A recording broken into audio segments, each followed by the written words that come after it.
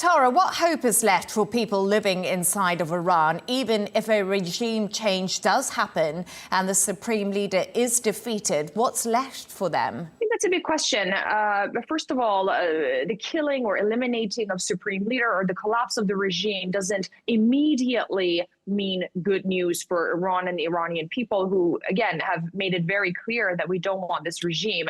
Whilst, by the way, the world just watched. Every time thousands came on the street risking their lives, the world did not pay attention. So that's an important point there.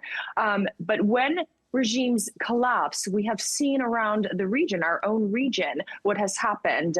Iraq, Syria, Libya, Afghanistan. So a regime collapse of such scale for a government and a regime that is so powerful is no good news. There are separatist powers around Iran, within the country.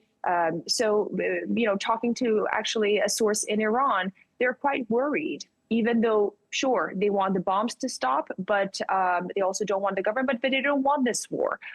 The last thing also I would say is that some of Iran's brightest and most capable people who can forge their future are in prisons. They are the ones who can actually bring about change. And for the longest time, Iranian people wanted referendum. So quite frankly, the most peaceful way, in my humble opinion, is if the regime collapsed, there would be a UN-supervised referendum, a transitional government to avoid any form of bloodshed and chaos as seen elsewhere in the region.